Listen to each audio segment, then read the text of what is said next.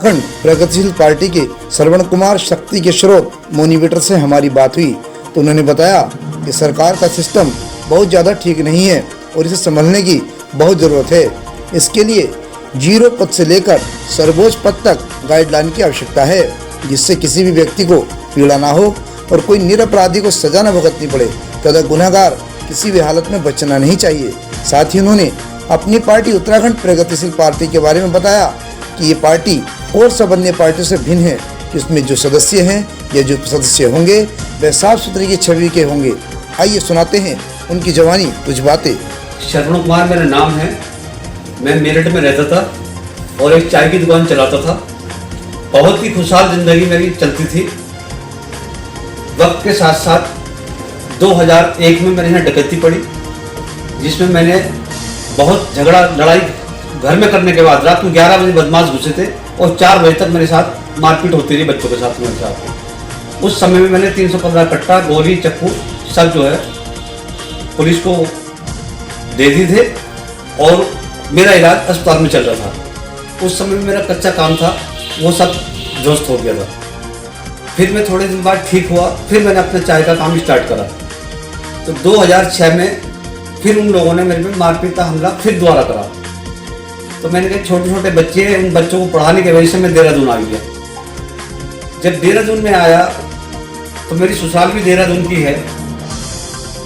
तो सुबह सुबह जैसे मैं आया तो मेरा पहला मालिक है विजयपाल सिंह, उनकी मैंने गाड़ी चलाई और दूसरे है राजपुर के मंजीत जी, इनकी मैंने गाड़ी चलाई।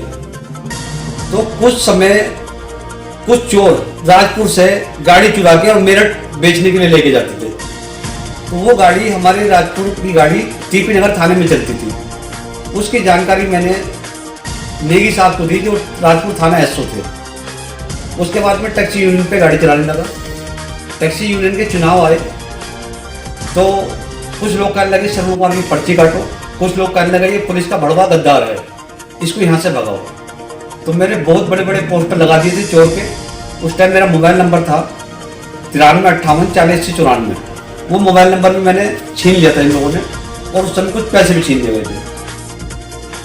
उसके बाद इन्होंने जब मुझे भगा दिया और बच्चों ने देखे कि मेरे नाम पे बड़े बड़े पोस्टर लगे हुए, मेरे बच्चे राधा स्वामी सत्संग को मानते हुए ब्यास से आए हुए थे।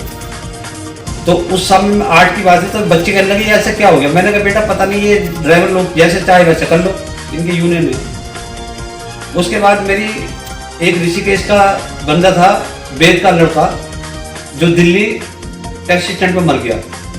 उसके मोबाइल और पैसे मैंने ऋषिकेश में ला के दिए मनोज गुलाटी को। तब मेरी ऋषिकेश वालों से कुछ बातचीत हुई तो मैं वहाँ पहुँच गया गाड़ी चलाने। मेरे पहले मालिक गोगी, वो भी इस दुनिया में नहीं रहे। दूसरे मेरे मालिक थे वीरेंद्र भट्ट, वो भी इस दुनिया में नहीं रहे। तो मुझे हमारे भगवती प्रसाद रतूड़ी जी दिग्विजय होटल से मैं सवारी लेके जा रहा था। तो उन सवारियों को कुछ ड्राइवरों ने जो प्राइवेट गाड़ियों में चलाते थे उनको लूटने की कोशिश करी और मेरे साथ मारपीट की। उसकी शिकायत मैंने अर्जुन सिंह रावत जी से की और हरवंश सिंह से की, जो सीओ थे। उन्होंने उल्टा मेरे को धमका के और उनको नहीं बुला के मजिस्ट्रेट के सामने पेश किया। जब मजिस्ट्रेट के सामने पेश किया तो मेरे प्रधान सेक्रेटरियों ने उन ड्राइवरों के साथ कोई एक्शन न लेके झूठे बयानबाजी करके और मेरा परिवार का दाना पानी तत्काल वहाँ से बंद करा दिया 3 जुलाई को। उसके बाद मैंने देहरादून डीएम साहब को इसकी एप्लीकेशन दी। डीएम साहब कहा इसको बाद में करेंगे।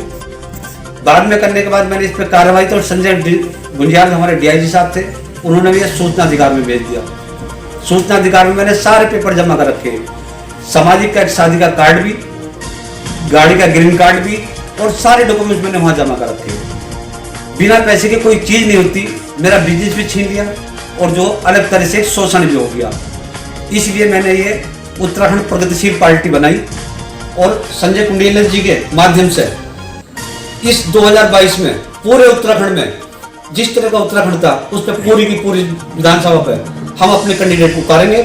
और हमें विश्वास है जनता से कि जनता आपके उस आदमी को चुनेगी जो जनता के लिए काम कर सके। के माध्यम से उत्तराखंड की जनता को यह संदेश देना चाहता हूं कि जो जीवी बुद्धि सामाजिक आदमी है, जब किसी की शादी में खाना खाने के लिए जाते हैं तो वो वर वधू को आशीर्वाद भी देते हैं।